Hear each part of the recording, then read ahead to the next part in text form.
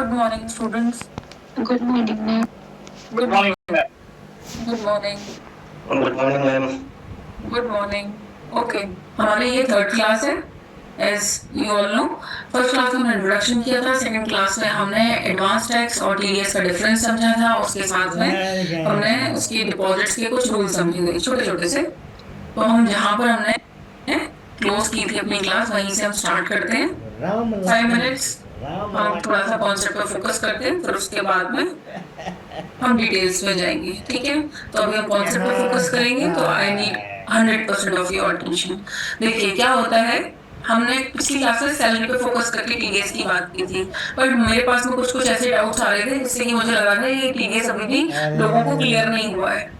देखो भाई क्या होता है, मैंने आपको बोला जब भी आपको कोई पेमेंट रिसीव होती है, टीडीएस व्हाट इज टीडीएस, वो आपका डायरेक्ट टैक्स ही है. हम जिस क्लास पे फोकस कर रहे हैं वो TDS in terms of direct tax ही है.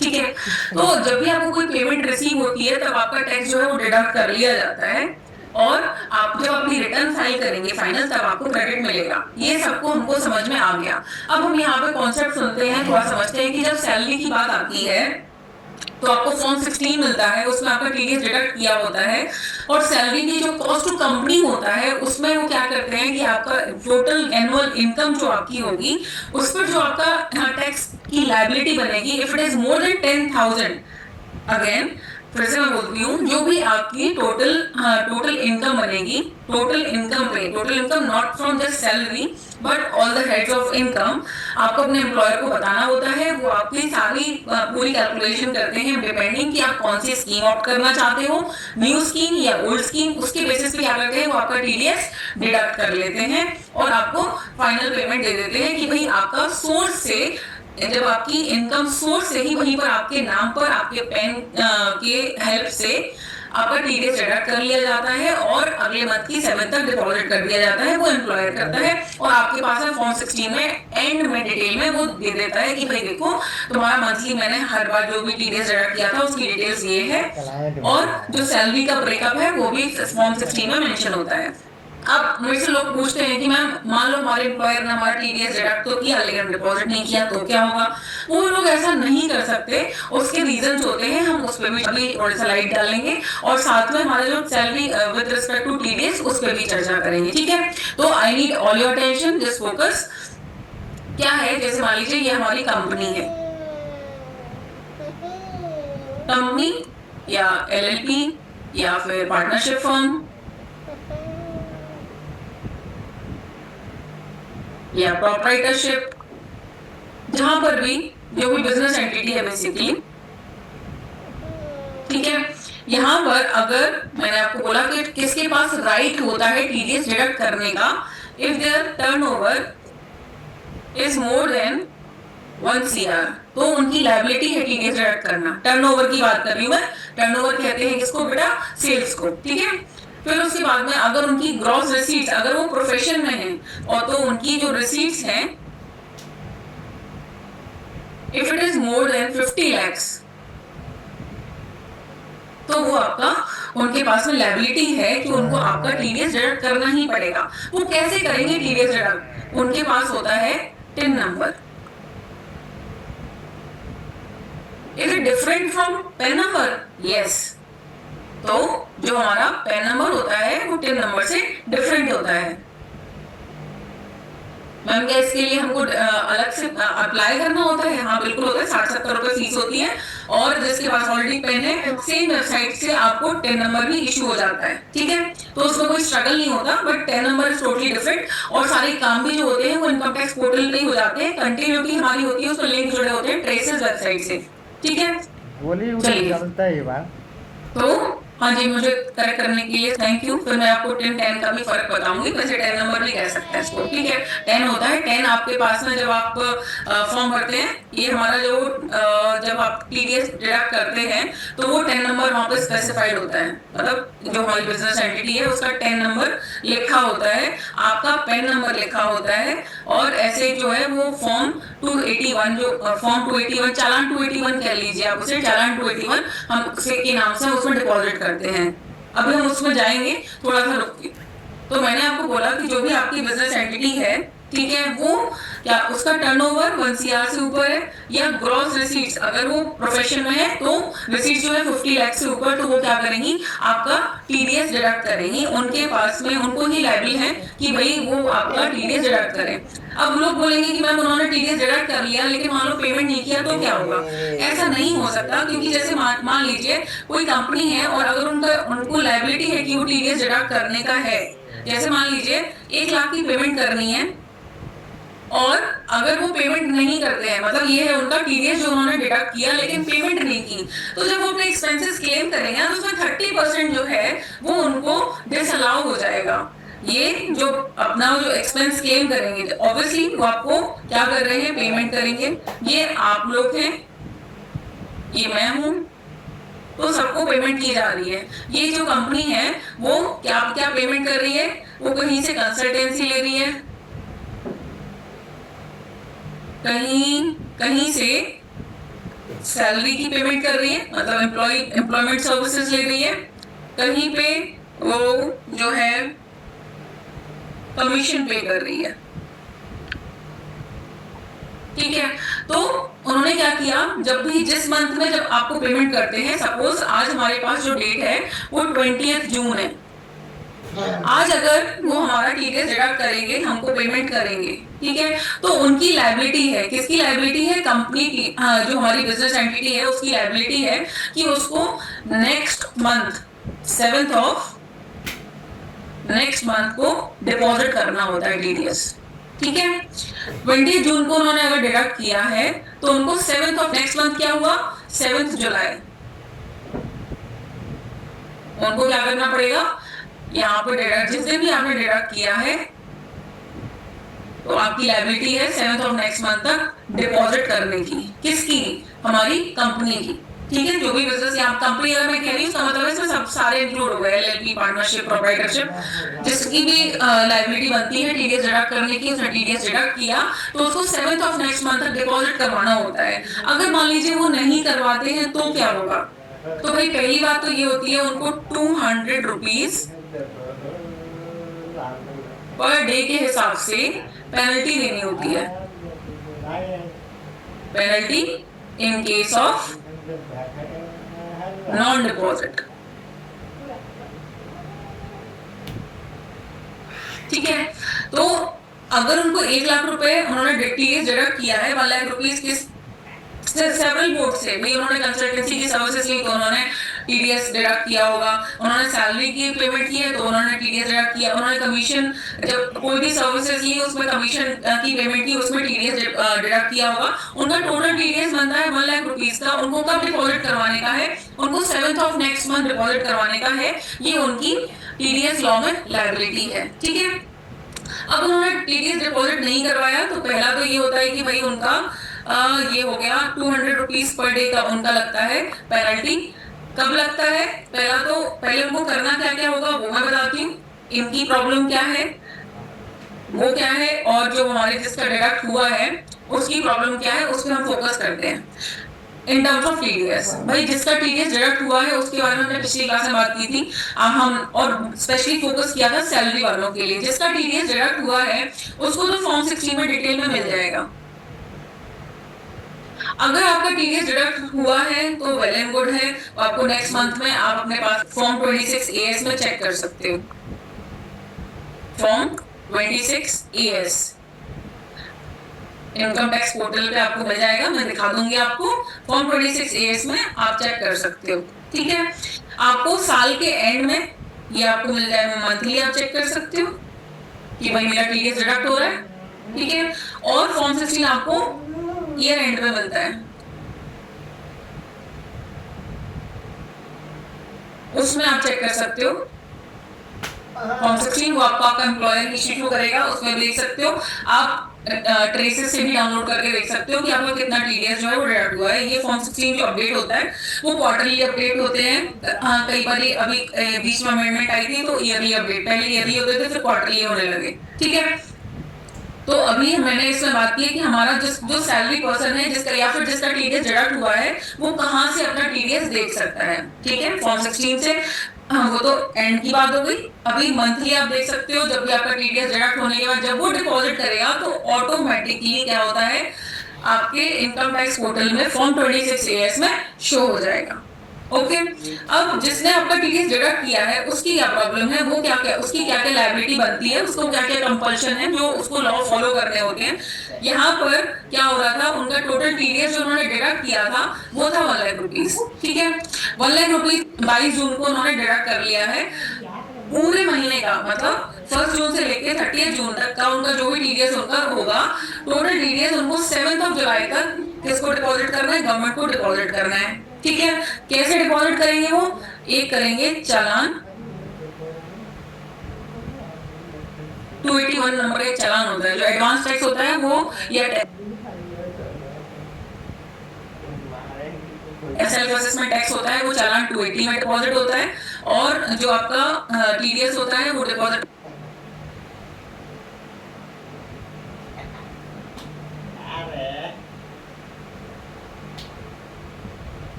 तो होता है 281 में। ठीक है, तो हमारे पास में पहला तो हो गया कि उनको डिपॉजिट करना है।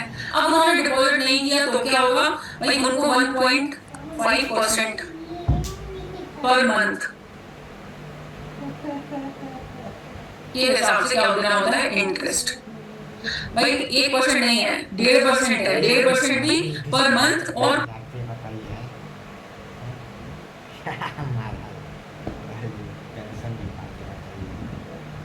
अरे किसी नेता भाव से सरकारी नौकरी होगा पार्ट ऑफ द मंथ।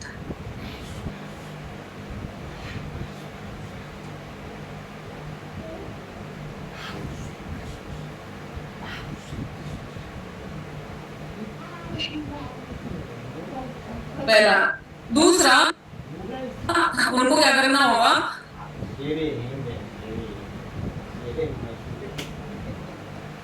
हमारे पास में साल में 4 क्वार्टर होते हैं। ठीक है, कैसे 3 मंथ्स का एक क्वार्टर होता है। तो हमारा फाइनेंशियल ईयर स्टार्ट हुआ 1 अप्रैल से, खत्म हुआ अप्रैल मई जून।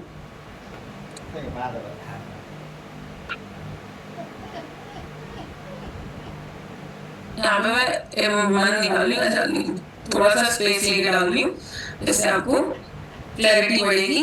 मैं उसमें कुछ चीजें और इनकॉर्पोरेट करेंगी, तो आप प्लीज फोकस करें।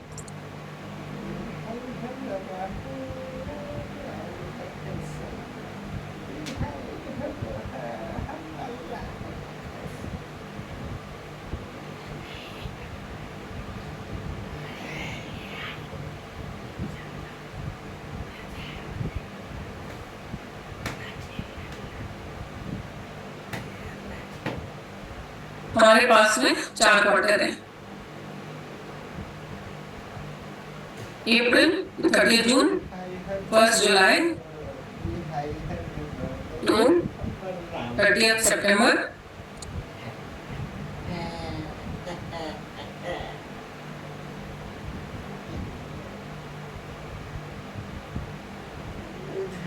First October to 31 December,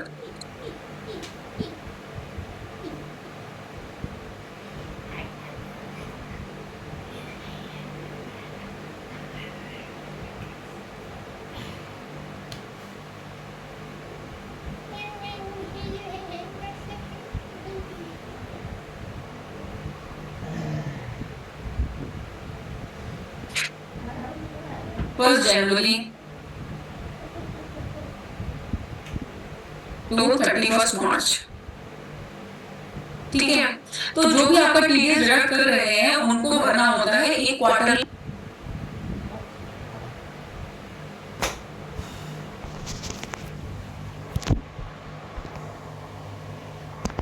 statement. पहला तो उनको जब भी वो डिडक्ट कर रहे हैं तो जिस मंथ में वो डिडक्ट कर रहे हैं उनको 7th ऑफ नेक्स्ट मंथ में डिपॉजिट करना है। दूसरा उनको क्या करना है, उनको क्वार्टरली स्टेटमेंट फाइल करना है।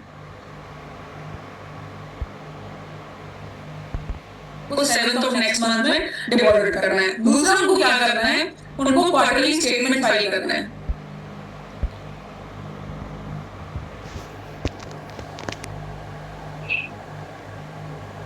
क्वार्टरली स्टेटमेंट कब फाइल करना है, जिस मंथ में आपका क्वार्टर खत्म होता है उसके नेक्स्ट मंथ की लास्ट डेट को। तो जैसे 1 अप्रैल से 31 जून हो गया, तो यहाँ पर 31 जुलाई तक उनको क्वार्टरली स्टेटमेंट फाइल करना है।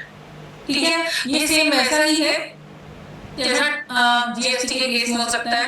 अगर आप लोगों को जीएसटी नहीं पता है तो आप इसको भी ध्यान रखिए, कोई बात नहीं, कि भाई आपने पूरे क्वार्टर में जितना टीडीएस डिडक्ट किया है ऑब्वियसली, तो हर महीने अप्रैल का आपने डिपॉजिट किया होगा, अप्रैल के बाद आता है मई, 7th ऑफ मई को, मई का किया होगा जून है 7th ऑफ जून को, जून का किया होगा 7th ऑफ जुलाई तक। तो आपको 31 जुलाई तक वो जो सारी पेमेंट आपने करी है, जो आपने सारी पेमेंट करी है इन तीनों मंथ की, वो आपको 31 जुलाई को क्वार्टरली स्टेटमेंट में क्या करनी है, फाइल करनी है। ऐसे ही यहाँ पे जुलाई अगस्त सितंबर तो आ गया हमारे पास में 31 जुलाई, फर्स्ट क्वार्टर का हमारा स्टेटमेंट आएगा 31 जुलाई तक। फिर उसके बाद में हमारा नेक्स्ट क्वार्टर का जाएगा 31 अक्टूबर तक।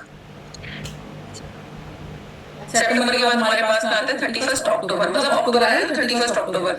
1 अक्टूबर का हमारा डिपॉजिट, मतलब अक्टूबर का हमारा डिपॉजिट हुआ नवंबर में 7th ऑफ नवंबर, नवंबर का हमारा 7th ऑफ दिसंबर तक, दिसंबर का हमारा 7th ऑफ जनवरी तक। तो हमारे पास में यहाँ पे आएगा 31 जनवरी। ठीक है, ये हम टीडीएस के रिस्पेक्ट में बात कर रहे हैं। फिर उसके बाद में हमारे पास में आता है लास्ट क्वार्टर, 1 जनवरी से स्टार्ट होकर 31 मार्च तक का, और वो हमारा क्या होता है यहाँ पर, यहाँ 31 मई को, अप्रैल यहाँ पे मिस कर दिया उन्होंने क्योंकि तब हमारा नया फाइनेंशियल ईयर स्टार्ट होता है, और इसके लिए हमको उन्होंने डेट दे दी है 1 महीना एक्स्ट्रा, 31 मई। ठीक है, ये हम बात कर रहे हैं टीडीएस की। यहीं पर मैं आपको थोड़ा सा, मैंने यहाँ पे गैपिंग बनाई है क्योंकि मैं यहाँ पे ये लिखना चाहती हूँ कि जब आप एडवांस टैक्स डिपॉजिट करते हैं तो उसकी डेट भी यहीं पर आप लिख लीजिए, जिससे आपको क्लैरिटी बढ़ जाएगी। ये आपको स्टेटमेंट देने की डेट है, 7th of next month deposit करने की डेट है, एडवांस टैक्स पेमेंट करने की जो डेट है वो भी क्वार्टरली ही होती है। बस ये जो लास्ट मंथ होता है ना क्वार्टर का, उसको 15th of June, 15th of September, 15th of December और लास्ट होती है 15th ऑफ मार्च। इसमें क्या होता है, बहुत लोग कंफ्यूज आते हैं, इसलिए मैंने गैपिंग बना के आपको क्लैरिटी के साथ बताया कि देखो इसमें हमको रिटर्न भरनी है, इसका जो क्वार्टरली स्टेटमेंट है, ये क्वार्टरली स्टेटमेंट हमको भरना है, वो क्वार्टर के एंड में बनना है, उसके अगले महीने तक की हमको डेट दी होती है। मार्च में हमारे पास में 1 महीना एक्स्ट्रा होता है, अप्रैल ना होके हमारे पास में होता है 31 मई तक का टाइम। और टीडीएस के साथ में ही हम करते हैं, जो फाइल करते हैं उसको टीसीएस भी फाइल करते हैं, और टीसीएस में जो हमारे पास टाइम होता है वो यहाँ का 15th होता है, मतलब जो हमारा 31 जुलाई तक का टाइम है वो यहाँ पर हो जाएगा, दूसरे वजह से लिख रही हूँ, ये 15th ऑफ जुलाई। ये स्टेटमेंट देने के लिए ये भी क्वार्टरली आती है, ये बात कर रही हूँ टीसीएस की, टीसीएस क्वार्टरली स्टेटमेंट कब तक जाती है, 15th ऑफ जुलाई। मैडम ऊपर ही लिखिए, तो मिक्सअप हो जाएगा एडवांस टैक्स के साथ, तो 31 जुलाई के बाद में टीसीएस पेमेंट। मैंने यहीं पर इसके बगल में लिखा है, मैं पहले यहाँ पास में लिखा था, फिर मैंने सोचा कि थोड़ा सा डिस्टेंस रहेगी तो क्लैरिटी के साथ सब मैंने अलग अलग कलर से लिखा हुआ है। 15th ऑफ जुलाई, यहाँ पर हमारे पास 31 अक्टूबर है, तो यहाँ पर बीच में चले जाइए 15th ऑफ अक्टूबर, और 31 जनवरी है तो 15th जनवरी, और ये 31 मई है तो ये आ गया हमारे पास में 15th मई। अगेन मैंने आपको बोला जो लास्ट क्वार्टर है वहां पर हमको ये बेनिफिट मिलता है कि 1 महीना हमको एक्स्ट्रा दे दिया गया है फॉर क्वार्टरली स्टेटमेंट, फॉर किसका, हमारे पास में टीडीएस का अलग रेट है, 15 दिन बाद का है फ्रॉम टीसीएस। ठीक है, अब टीसीएस के बारे में बाद में बात करेंगे, पहले टीडीएस में ही फोकस कर रहे हैं, लेकिन ये हमारे पास में पेमेंट की और स्टेटमेंट डिपॉजिट करने की जो डेट है, स्टेटमेंट देने की डिपॉजिट है, वो क्लैश करती है, थोड़ा सा कॉम्प्लेक्स बना देती है सिस्टम को, इसलिए मैंने यही बता दिया। ठीक है, अब अगर आप क्या करेंगे, आप ये स्टेटमेंट फाइल नहीं करेंगे टाइम पे तो आपको देनी है पेनल्टी भाई। तो जो मेरे से लोग बोलते हैं कि मैम अगर उसने क्वार्टरली स्टेटमेंट फाइल किया है तो उसको कितनी बड़ी पेनल्टी थोड़ी है, सिर्फ 200 रुपए पर डे की ही तो है। नहीं, ये बहुत बड़ी पेनल्टी है। साथ में उसको अगर आपने 7th ऑफ नेक्स्ट मंथ तक इंटरेस्ट पे नहीं किया तो आपको 1.5% पर मंथ और part of the month and part of the month का आपको क्या करना पड़ेगा, इंटरेस्ट पेमेंट करना पड़ेगा। जैसे यहाँ पर देखिए टीडीएस का अमाउंट जो है वो 1 लाख रुपीज है। 1 लाख रुपीज उन्होंने जून में डिडक्ट किया है, उनको जो 7th ऑफ जुलाई तक है वो डिपॉजिट करने का है। अब अगर वो 7th जुलाई तक डिपॉजिट नहीं करते हैं तो उनका इंटरेस्ट पेमेंट क्या होगा। यहाँ पर मैंने आपको एग्जांपल लिया 20 जून का है ना, 20 जून का उन्होंने डिडक्ट किया था, मतलब जून का अमाउंट जो था वो 7th ऑफ जुलाई तक उनको डिपॉजिट करना था। सपोज करिए कि वो उसकी पेमेंट अभी नहीं करते हैं, आपकी कंपनी जो है उसकी पेमेंट अभी नहीं करती है और वो करती है 3-4 महीने के बाद। सपोज करते हैं उन्होंने सितंबर में पेमेंट करी, 10 सितंबर को उनकी नींद खुली कि हमको टीडीएस डिपॉजिट करना है, तो 10 सितंबर को उन्होंने डिपॉजिट किया। Deposit actual date of deposit उनका सितंबर हो गया, तो उनको इंटरेस्ट कितना देना पड़ेगा भाई। देखो 7th ऑफ जुलाई तक देना था तो जुलाई तो पूरा महीना देना ही है, फिर अगस्त पूरा महीना देना है, फिर सितंबर उन्होंने भले 10th को दे दिया है लेकिन सितंबर पूरा लगेगा क्योंकि मैंने क्या बोला पार्ट ऑफ द मंथ, मतलब पूरा देना पड़ेगा, तो सितंबर ही पूरा देना पड़ेगा। जुलाई का कितना देना है 1.5%, अगस्त का देना है 1.5%, सितंबर का देना है 1.5%, टोटल कितना हो गया। हेलो 4.5%। अब 1 लाख का 4.5% कितना होता है बताइए। 4,500। 1 लाख का 4.5% उनका होता है, 4,500 रुपए उनको इंटरेस्ट पे करना है, ठीक है। अब आप टीडीएस में क्या होता है, अगर आपने एक स्टेटमेंट फाइल नहीं किया, जैसे मान लीजिए आपने इस क्वार्टर का फाइल नहीं किया, अभी हम जो लोग जो चल रहे हैं वो जून में चल रहे हैं, आपको कब फाइल करना है, जुलाई 31 जुलाई आपका टाइम पीरियड है कि आपको 31 जुलाई को फाइल करना है। जो हमारा फर्स्ट क्वार्टर है उसका सॉरी अप्रैल मई जून वाले का, हाँ फर्स्ट क्वार्टर है उसका, तो आपने भी फाइल नहीं किया और फिर उसके बाद आप दूसरे क्वार्टर में आ गए और तब सोचते हैं दूसरे क्वार्टर का फाइल कर लेते हैं, पहले क्वार्टर का हम बाद में देखेंगे क्योंकि उसमें कुछ डिस्प्यूट आ रहा है, हमारी पेमेंट नहीं आया है, नहीं आई है या हमने रिटर्न कर लिया था, अभी हमको डिपॉजिट नहीं करना है क्योंकि आपको हमसे मान लो रिफंड मांग लिया, बहुत सारे कॉम्प्लेक्स सिचुएशंस पैदा हो सकते हैं। तो आप ऐसा नहीं कर सकते कि पहले आप अक्टूबर वाला फाइल कर लें, मतलब सेकंड क्वार्टर का फाइल कर लें और फर्स्ट वाले के बारे में ये सोचें कि मैं वो बाद में कर लूंगा। टीडीएस के केस में ऐसा नहीं होता है, ऑल्दो इनकम टैक्स के केस में क्या होता है कि आपने 1 साल रिटर्न फाइल नहीं की, कोई बात नहीं, अगले साल की आपकी इनकम ज्यादा थी आप फाइल कर लीजिए, ना। टीडीएस में आपको पहले क्या करना पड़ेगा, जब आप अक्टूबर में आएंगे ना कि भाई मैं अक्टूबर में हूँ, मैं सेकंड क्वार्टर की फाइल करना चाहता हूँ टीडीएस स्टेटमेंट, तो पहले आपको फर्स्ट क्वार्टर की करनी पड़ेगी, आप चाहे या ना चाहे इससे कोई फर्क नहीं पड़ता। सिचुएशन ये है कि आपको पहले जो है फर्स्ट क्वार्टर की डिपॉजिट करनी होगी स्टेटमेंट, फिर आप सेकंड क्वार्टर ही करेंगे। हाँ ये हो सकता है कि आपने कोई टीडीएस डिडक्ट किया था लेकिन आपने उसकी पेमेंट नहीं की, तो आपको पहला तो बहुत इंटरेस्ट पे करना पड़ेगा, दूसरा आपको 200 रुपए पर डे का अगर आपने स्टेटमेंट फाइल नहीं किया है तो पेनल्टी भरना पड़ेगा। ऑल्सो दैट जो पेनल्टी अमाउंट है that can not exceed the amount of TDS. फिर उसके साथ में आपको एक प्रॉब्लम और भी झेलनी पड़ेगी, वो मैं बताती हूँ जो मैं आपको यहाँ पे बोल रही थी। ये जो ये आपकी कंपनी है अगर ये आपका टीडीएस डिडक्ट करने के बाद में डिपॉजिट नहीं करती है तो उनको क्या कॉन्सिक्वेंसेस झेलने पड़ेंगे। देखिए मैंने आपको प्रीवियस क्लासेस में बताया था कि हमारा जो टीडीएस का रेट होता है वो बहुत कम होता है, जैसे 1%, 2%, 5%, 10%, ठीक है। तो जो हमारे 1 लाख रुपए टीडीएस बना है ना, तो ऑब्वियस ही बात है कि अमाउंट लगभग उन्होंने कम से कम नहीं तो 12 लाख की पेमेंट करी होगी कहीं ना कहीं पे, तब उनका जाके जो है अगर 5-10% के हिसाब से मिला है तो 12-15 लाख की पेमेंट होगी, तब जाकर उनका 1 लाख का टीडीएस बना होगा।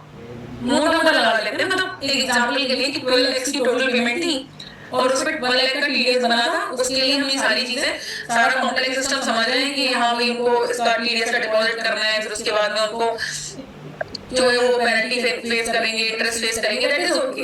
लेकिन ये टाइम पे जब आते हैं और मान लीजिए उन्होंने आपको टीडीएस डिडक्ट कर लिया था लेकिन पेमेंट नहीं किया, तो क्या होगा, उनको इस 12 लाख का 30% डिसअलाउ हो जाएगा, इट्स एन एक्सपेंस।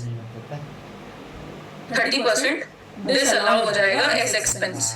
भाई इसका मतलब क्या होता है मैम? कई सारे लोगों को पता होगा, कई सारे लोगों को नहीं पता होगा, तो मैं जो बता रही हूँ ध्यान से सुनिए।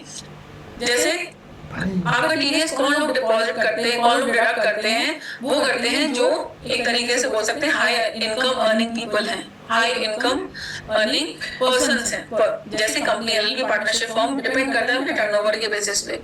भाई अगर वो कोई भी पेमेंट कर रहे हैं, जैसे हमारे एग्जाम्पल में 12 लाख की पेमेंट कर रहे हैं, अगर वो 30% जब भी उनका सेल होगा तो उसमें वो एक्सपेंस क्लेम करेंगे 12 लाख रुपए, उसके बाद उनका प्रॉफिट आएगा। जो ये एक्सपेंस है उसका 30% जिस पर टीडीएस उन्होंने डिपॉजिट नहीं किया है गवर्नमेंट को, वो डिसअलाउ हो जाएगा। डिसअलाउ 30% होता है नेशनल्स को और 100% डिसअलाउ हो जाता है अगर आपने पेमेंट किया है without payment of TDS to non residents को। सबको समझा ये? कोई डाउट तो नहीं आया? नहीं तो फिर मैं थोड़ा सा और एक्सप्लेन करूँ, इलैबोरेट करूँ इसको। मतलब एक बार क्लास और इसको डिटेल में थोड़ा बता देंगे। हाँ बिल्कुल, एक मिनट मैं फिर से बताती हूँ आपको। चलिए मुझे एक नोट मिला है कि आपको नहीं समझ, हमारे सामने 26 लोग हैं, 26 स्टूडेंट्स हैं, कम से कम 4 लोग तो बोलोगे नहीं समझ में आया, तो फिर मैं उसी हिसाब से डिटेल में बताऊंगी। कोई दिक्कत नहीं है, if you are not getting it that's okay, आप क्लासेस ले रहे हो, अगर नहीं समझा तो प्लीज बोलिए, मैं फिर से बताऊंगी आपको। मैम लास्ट टॉपिक फिर से रिपीट करो ना, मुझे भी नहीं समझ में आया। कोई बात नहीं, ठीक है। Okay, I got 4 votes. अभी आप एक्सप्लेनेशन डिटेल में सुनिए। ठीक है, I getting lots of vote. रुक जाओ, ठीक है, समझ में आ गया मुझे, मैं बताती हूँ। देखो क्या होता है, जो मैंने एग्जांपल दिया उतना एग्जांपल तो समझ में आता है अपने को कि भाई आपने सेल की, सेल्स सपोज आपने सेल्स की 20 लाख की, यहाँ पे 1 करोड़ 20 लाख ले लेते हैं क्योंकि हमारी जो टर्नओवर है वो 1 करोड़ से ऊपर जाएगी तभी आपको टीडीएस काटने की लायबिलिटी आती है, ठीक है। हमारी 1 करोड़ 20 लाख की जो है वो सेल्स है, उसमें आपके एक्सपेंसेस होते हैं। आपके एक्सपेंसेस मान लीजिए एबीसी एक्सपेंसेस हैं, ठीक है। ये एक्सपेंसेस है 20 लाख का, बी एक्सपेंस है 12 लाख का, रिमेनिंग कितना बचा? रिमेनिंग मैं बता देती हूँ, हम 50 लाख का ले लेंगे क्योंकि तो 18 लाख का। जो बी एक्सपेंस है इस पे टीडीएस डिडक्ट करना था, टीडीएस लायबिलिटी इस पे आती थी कि भाई आपको टीडीएस डिडक्ट करना है, क्योंकि हमारा प्रीवियस जो एग्जांपल चल रहा था वो 12 लाख के हिसाब से चल रहा था, है ना। वहां पर जो कंपनी थी वो 3 टाइप की पेमेंट कर रही थी, सैलरी दे रही थी, कमीशन दे रही थी और क्या कर रही थी, कंसल्टेंसी सर्विसेज ले रही थी, है ना। तो उसके लिए वो टीडीएस डिडक्ट कर रही थी और उसका टीडीएस टोटल बन रहा था 1 लाख था। अच्छा 12 लाख की पेमेंट थी, चलो उसको रिप्लेस कर लेते हैं कि 12 लाख की पेमेंट थी, उस पर उसका टीडीएस बना था 1 लाख, ये टीडीएस था उसका। इस पर टीडीएस नहीं है, ये वाले एक्सपेंस पे टीडीएस नहीं है, यहाँ पर आया इनका प्रॉफिट, ये सेल्स है भाई, ये टोटल सेल्स है 1 करोड़ 20 लाख की, एक्सपेंसेस आते हैं 20 लाख 12 लाख 18 लाख। अब इनका प्रॉफिट कितना हुआ भाई बता दो जरा, कोई बताएगा प्लीज जल्दी से? 70 लाख ये हमारा प्रॉफिट है। अब मैंने आपको बोला कि अगर आपका जो कंपनी है उसने आपका टीडीएस डिडक्ट किया लेकिन डिपॉजिट नहीं किया, टीडीएस अमाउंट कितना बनता था? 1 लाख रुपए। उन्होंने जब पेमेंट की होगी तो उन्होंने क्या किया होगा, 11 लाख की पेमेंट कर दी होगी, उन्होंने 11 लाख की आपको पेमेंट करी होगी टोटल, और 1 लाख जो है वो टीडीएस डिडक्ट कर लिया होगा, लेकिन उसका डिपॉजिट नहीं किया। अगर वो डिपॉजिट नहीं करते हैं तो जो उनका एक्सपेंस था वो कितने का था? 12 लाख का। 12 लाख का 30% 30% कितना होता है? 3,60,000। 3,60,000। हाँ, जो 3,60,000 है तो ये डिसअलाउ हो जाएगा, मतलब आपका टोटल एक्सपेंस आप यहाँ पे कितना क्लेम कर रहे हो? 12 लाख। आपको 3,60,000 जो है वो आपके प्रॉफिट में ऐड हो जाएगा, मतलब आपका एक्सपेंस जो है पहले आप बता रहे थे कि ये एक्सपेंस है और आपका गवर्नमेंट आपको अलाउ कर देगी, यहाँ पे वो डिसअलाउ कर देगी और आपका जो इनकम है वो बढ़ जाएगा 3,60,000 से, क्योंकि आपका जो एक्सपेंस है वो डिसअलाउ हो गया। एक्सपेंस 73,60,000 हाँ 73,60,000 हो जाएगा, और फिर इंस्टेड ऑफ टीडीएस जो थोड़ा सा था 1 लाख का, यहाँ पर गवर्नमेंट को इस पे 30% टैक्स पे करना पड़ेगा क्योंकि वो 30% के स्लैब रेट में है, ठीक है। ये मैंने बहुत जनरल टर्म में ले लिया, अदरवाइज क्योंकि 30% फिर उसके बाद में सेस इस सब पे नहीं जाते हैं, जनरल बात करते हैं। 30% आपकी जो कंपनी है उसको 30% के हिसाब से टैक्स पेमेंट करना है अगर, तो भाई उसका जो एक्सपेंस डिसअलाउ हुआ है ना 3,60,000 का, 30% डिसअलाउ हो जाएगा क्योंकि उन्होंने पेमेंट की नहीं है। तो आपका जो डिसअलाउंसेस है ना वो आपका क्या हो जाएगा, वो आपका प्रॉफिट में ऐड हो जाएगा, क्योंकि ये डिसअलाउ हो गया है, एक्सपेंस डिसअलाउड, क्योंकि आपने टीडीएस जो डिडक्ट किया था वो डिपॉजिट नहीं किया, तो 30% एक्सपेंस जो है वो आपका डिसअलाउ हो जाएगा और इसको हम प्रॉफिट में ऐड कर देंगे और इस पर आपको देना पड़ेगा इनकम टैक्स, क्योंकि वो आपको इनकम कंसीडर कर ली गई है, तो टैक्स पेमेंट करनी पड़ेगी 30% के हिसाब से इस पे। तो अगर इस पे उन्होंने टीडीएस डिडक्ट टैक्सेबल इनकम जो है वो जो नेट टैक्सेबल इनकम जो है वो आपकी हो जाएगा क्योंकि उन्होंने पेमेंट की नहीं है। तो आपका जो डिसअलाउंसेस है ना टैक्स, क्योंकि आपको इनकम कंसीडर कर ली गई है, तो टैक्स हमारा रिवाइज प्रॉफिट 1,08,000 रिवाइज ये इस 1,08,000। वैसे आप यहाँ पर कितना पे कर रहे थे?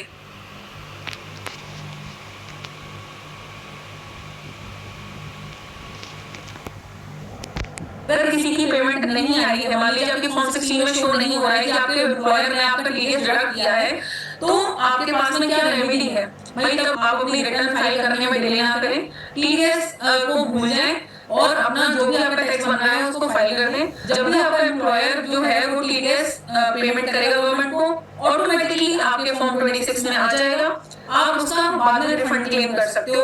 ऑटोमेटिकली आपके पास में 90% 95% में रिफंड आ जाता है, नहीं आता है आप क्लेम कर लीजिए, आपको तुरंत आ जाएगा। ठीक है, कॉन्सेप्ट क्लियर हुआ अपने को?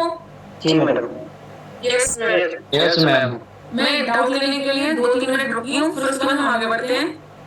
मैम ये हुआ कि 12 लाख का जो टीडीएस बन रहा था वो 1 लाख बन रहा था, बट 1 लाख डिपॉजिट नहीं किया, जो 30% लगा वो 12 लाख पे लगा, जो 3,60,000 बना वो हमारी नेट जो इनकम बन रही थी प्रॉफिट की उसी में मर्ज हो गया, जिससे हमारी टैक्सेबल वैल्यू बढ़ गई। हाँ, और प्लस हमें पेनल्टी फीस देनी पड़ेगी, वो 1.5% देना पड़ेगा, वो सब कुछ देना। ओके ठीक है, समझा? सबको क्लियर है? यहाँ पर ये 50% जो है ये नेशनल के केस में है, मतलब रेजिडेंट के लिए है। अगर रेजिडेंट लोगों को पेमेंट करनी थी, रेजिडेंट पर्सन्स को पेमेंट करनी थी और आपने टीडीएस डिडक्ट करके उनकी पेमेंट नहीं करी तो 30% डिसअलाउ हो जाएगा। और अगर यही पेमेंट आपको नॉन रेजिडेंट्स को पे करनी थी तो 100% डिसअलाउ हो जाएगा in case of non residents. छोड़ दिए जानता हूँ कि नहीं नॉन रेजिडेंट्स कौन होते हैं मैं एक लाइन में बता देती हूँ, नॉट इन डिटेल। ये जो लोग भी पिछले साल 182 डेज से कम इंडिया में रहे हैं, 182, ठीक है, तो 182 डेज से कम इंडिया में रहे हैं, तो आप क्या होते हैं कंटिन्यूअसली 3 इयर्स तक ऐसा करते हैं तो आप बन जाते हैं नॉन रेजिडेंट। मतलब आपकी फॉरेन इनकम पर इंडिया में टैक्स नहीं लगाया जा सकता, सिर्फ इंडियन इनकम पर ही इंडिया में टैक्स लगाया जा सकता है। इसीलिए जो बड़े बड़े बिजनेसमैन होते हैं वो क्या करते हैं, वो नॉन रेजिडेंट बन जाते हैं। आपने सुना होगा कि भाई ये तो नॉन रेजिडेंट है, सिर्फ उनकी ग्लोबल इनकम पर इंडिया में टैक्स नहीं लगेगा, सिर्फ इंडियन इनकम पर इंडिया में टैक्स लगेगा। तो जो भी लोगों की पेमेंट करनी है जो नॉन रेजिडेंट है इन एनी केस, और आपने उनका टीडीएस डिडक्ट नहीं किया है कंपनी, तो आपको 100% डिसअलाउ हो जाएगा। मतलब ये जो 12 लाख का अपन ने यहाँ पे 3,60,000 लिया था, ये 3,60,000 को हम रिवर्स कर देंगे अब 12 लाख से, तो हमारा जो प्रॉफिट हो जाएगा वो हो जाएगा 82 lakhs। ठीक है, अगर TDS in respect of non resident हुआ उनको उस केस में। अब हम चलते हैं थोड़े और एलैबोरेशन में। अभी हमारी अंडरस्टैंडिंग में सैलरी कितना तक होनी चाहिए एम्प्लॉय की टीडीएस कट करने के लिए। रुचि आप लास्ट क्लास में नहीं थी, मैंने अच्छे से बताया था, बहुत डिटेल में बताया था। मैं एक लाइन में बताती हूँ सिर्फ, जो मैक्सिमम एग्जाम्पशन लिमिट है वो 2,50,000 in case of old scheme, 3 lakhs in case of new scheme, तब तक आपका टीडीएस डिडक्ट नहीं होता है ग्रॉस टोटल इनकम के केस में। ठीक है, टीडीएस तभी डिडक्ट होता है जब आपका नेट टैक्सेबल इनकम जो है वो जो नेट टैक्सेबल इनकम जो है वो आपकी इतनी है कि आपका टोटल टैक्स लायबिलिटी जो है वो बन रही है 10,000 से ऊपर। ठीक है, रुचि मुझे आपका जवाब चाहिए, समझा अपने को? अगर आपकी टोटल टैक्स लायबिलिटी 10,000 से ऊपर है तभी आपका टीडीएस डिडक्ट होगा, एक लाइन में इतना ही है। मैं मतलब ये हुआ कि जो नेट बनता है, जो नेट की अमाउंट है वो 10,000 से अबव हुई तो टीडीएस डिडक्ट होगा, अदरवाइज नहीं होगा। हाँ, जो आपका टैक्स अमाउंट है वो टोटल टैक्स अमाउंट 10,000 से ऊपर है तभी आपका टीडीएस डिडक्ट बनेगा, नहीं तो नहीं बनेगा। मतलब तो सैलरी एम्प्लॉय केस में मैम सेक्शन 192 की बात कर रही है, आपने सैलरी का क्वेश्चन पूछा है, मैं उसके रिस्पेक्ट में बता रही हूँ। सैलरी की बात कर रही हूँ। अगर सैलरी भी तो मैटर करती है ना, कि अगर टैक्सेबल चाहे इनकम हमारी रेंटल इनकम हमारी ज्यादा हो, ठीक है, तो भी अगर सैलरी हमारी 15,000 है तो 15 के हिसाब से 12 को मल्टीप्लाई करते तो भी 81 बन रहा है, तो 2.5 तो फिर भी नहीं बना ना, मतलब पर उसकी इनकम जो है रेंटल इनकम से उसकी 10,000 बनेगी टैक्सेबल, तो भी कट होगा टीडीएस। देखिए अगर आप अपने एम्प्लॉयर को डिटेल देते हैं तो वो काटने को आप कटवा सकते हैं, नहीं तो वो काटेगा नहीं आपका, क्योंकि वो 15,000 पेमेंट कर रहा है साल की, आपको वही चीज मैं बोल रही थी, ठीक है। ऐसा होता है, मैं यहाँ पर एलाबोरेट कर देती हूँ इसको। तो बड़ी थी। क्या होता है, जो आपकी सैलरी इनकम होती है, जैसे मान लीजिए यहाँ पर मैं आपको एग्जेम्पशन लिमिट जो है वो हमारे पास में 2,50,000 ओल्ड स्कीम के केस में, न्यू रिजीम में हमारे पास में न्यू स्कीम में 3 लाख की लिमिट है। ये आपकी एनुअल इनकम जब आती है, एनुअल इनकम जो है अगर इससे ज्यादा है तो आपको क्या करना है, तो आपको टैक्स बनता है, मतलब तो आपको आप इनकम टैक्स के नेक्सस में आ जाते हैं। फिर उसमें भी अगर आपकी टोटल टैक्स लायबिलिटी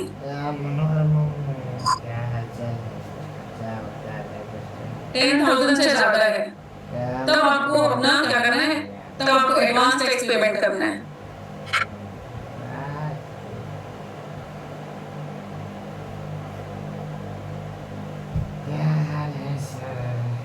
फिर उसके बाद में अगर आपका tax amount in case of old, new regime में है 25,000 और ओल्ड रिजीम में है अभी आपको काम नहीं। एक minute, just give me a minute, let me check, मैं शायद कंफ्यूज हो रही हूँ। अमाउंट है रिबेट कितनी है 89 ए में, प्लीज बताया कोई किसी को याद हो तो एकदम से मैं मिस 12,500। Thank you, 12,500। तो आपका टैक्स अमाउंट अगर 12,500 से ऊपर है तब आपका यहाँ पर क्या बनेगा, TDS. Tax amount is more than 12,500 and 25,000 in case of new regime, तो आपका बनेगा भाई टीडीएस। ठीक है, अब यहाँ पर जो चीजें आपने क्वेश्चन पूछा था कि अगर उनकी रेंटल इनकम है वो ज्यादा है लेकिन एम्प्लॉयर जो है वो उनको पेमेंट कर रहा है सिर्फ 15,000 महीने की, तो आप उनको डिटेल मत दो ना, क्योंकि जब टीडीएस डिडक्ट होता है ना सैलरी के केस में, सैलरी केस में जब टीडीएस डिडक्ट होता है तो आपका एम्प्लॉय की ड्यूटी होती है, जो एम्प्लॉय होता है उसकी ड्यूटी होती है to give details of all income sources.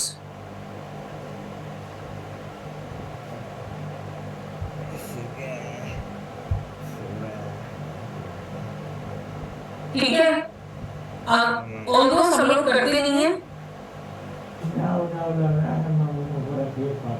वो नहीं बता देंगे उनकी इनकम कहाँ से है, लेकिन ये ड्यूटी ये होती है कि आप सारी इनकम बताइए, अकॉर्डिंगली वो क्या करेंगे, आपका कॉम्पुटेशन बनाएंगे, उसके हिसाब से आपका टीडीएस डिडक्ट करेंगे और फिर पेमेंट करेंगे। ये लॉ कहता है, बट 95% केस में इस चीज को फॉलो नहीं करते हैं, वो सिर्फ अपने जो वो पेमेंट कर रहे हैं उस पर फोकस करता है एम्प्लॉयर कि आपको वो जो पेमेंट कर रहा है वो अगर आपकी, मैंने आपको बताया यहाँ ये वाला 12,500 से ऊपर आपकी अगर टैक्स लायबिलिटी बनती है तो आपका रिबेट से ऊपर पहुंच जाते हो आप, तब वो आपका टीडीएस डिडक्ट करता है, अदरवाइज नहीं करता है।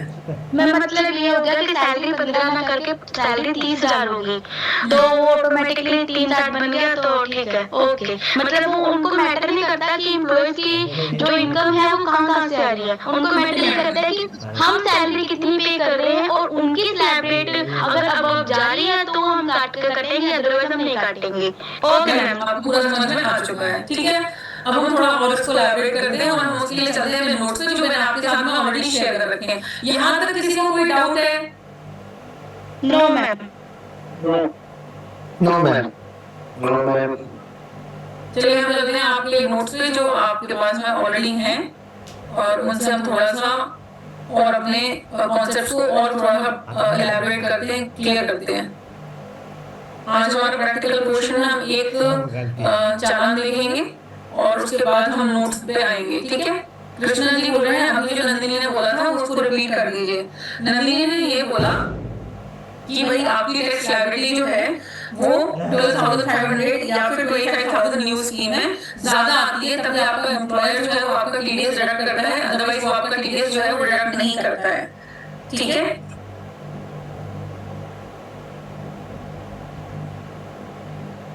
और अगर टीडीएस डिडक्ट भी कर लेता है, ऐसा होता है कि जनरली में जो होता है मैं वो बता रही हूँ, अगर इन केस वो आपको मान लो 20,000 की सैलरी पे कर रहे हैं, मान लो 20,000 25,000 की सैलरी पे कर रहे हैं और उसपे कई लोग होते हैं थोड़े से ऐसे कि भाई वो उनको कुछ ज्यादा ही उसके हिसाब से चलना है कि हम तो 10% डिडक्ट करते हैं और या फिर हम जो है वो 15% का हमने बनाया हुआ है, कितना हम डिडक्ट करते ही हैं, बाद में आप एडजस्ट तो क्रेडिट तो ले ही लोगे, आपका ही नाम से पैसा डिडक्ट हो रहा है, तो उसमें कोई प्रॉब्लम की बात नहीं है। मैंने आपको बताया दिया ऑलरेडी, आप इनकम टैक्स पोर्टल से चेक कर सकते हो फॉर्म 26 AS में कि आपका डिपॉजिट हो गया है क्या, ठीक है, वेल एंड गुड।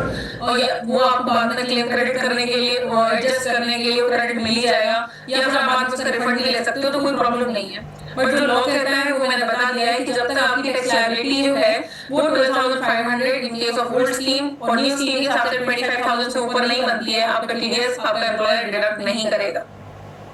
मैं के लिए 12 लाख तक की छूट जो करी है 12 लाख तक की है, उसमें क्या है? 12 लाख की जो छूट करी है वो मैंने अभी रिबेट बताया आपको कि न्यू रिजीम हमारे पास रिबेट जो है वो 25,000 तक का है ना। इसी रिबेट को बढ़ा दिया है और वो इस साल जो आप आईटीआर फाइल करेंगे उसके लिए नहीं है, वो नेक्स्ट ईयर 24-25 के लिए दिया हुआ है। तो अभी जो हम कर रहे हैं वो 24-25 के लिए कर रहे हैं, है ना। उसमें हमारे पास में ये बेनिफिट नहीं है, वहां पर सिर्फ नहीं है कि 7 लाख तक की इनकम पर आपको टैक्स नहीं देना है। ओके देखो ये है 281 चालान। मैंने आपको बताया जब आपका आप सेल्फ असेसमेंट टैक्स या एडवांस टैक्स पेमेंट करते हो तो आपका ये चालान नंबर 280 हो जाता है, ठीक है। ये हमारा 281 है, ये हमारा है टीडीएस का चालान। यहाँ पर ये 10 नंबर मेंशन है, ये असेसमेंट ईयर 25-26 के लिए है, मतलब फाइनेंशियल ईयर 24-25 के लिए है, पिछले साल की बात हो रही है, 24-25 के लिए है।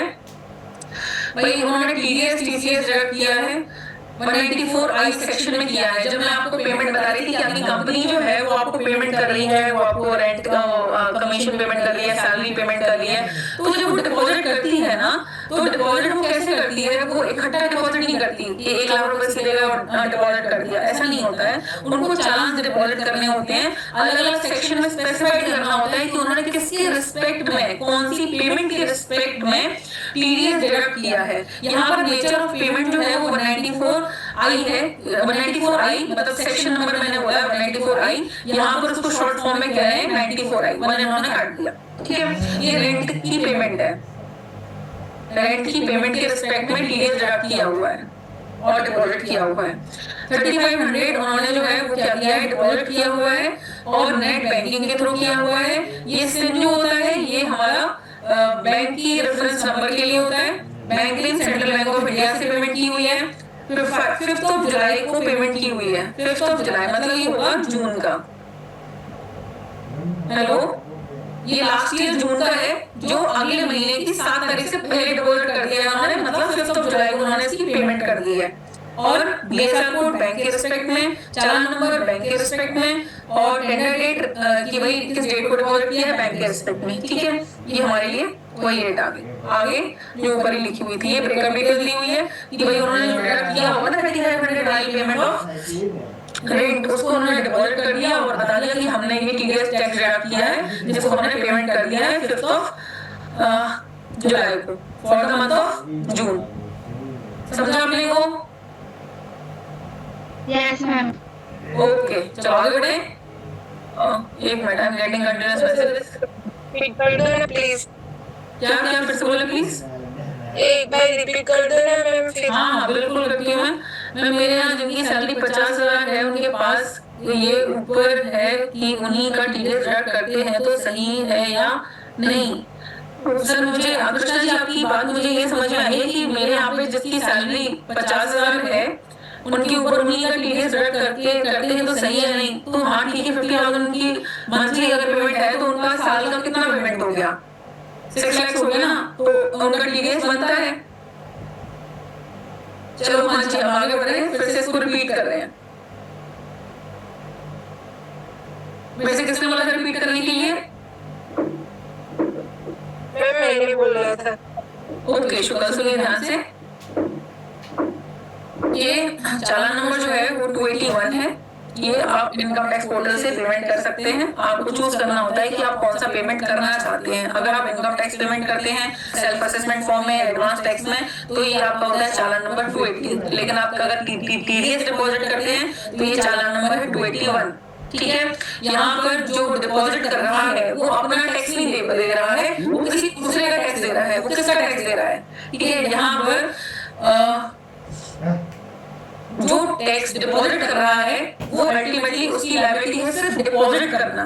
ठीक है, तो वो अपना मेंशन करता है 10 नंबर, किसका डिपॉजिट कर रहा है वो, तो भाई वो हमारा दूसरा पर्सन है जो क्लेम करेगा, एडजस्टमेंट करेगा। मैम जो अभी आपने बोला है 94I, जो 94I है ये जो टीडीएस डिडक्ट हुआ है ये रेंट पे डिडक्ट हुआ है ना? हाँ, रेंट पे। Okay ma'am. मैंने भी बोला था, शब्द ध्यान से सुनेंगे।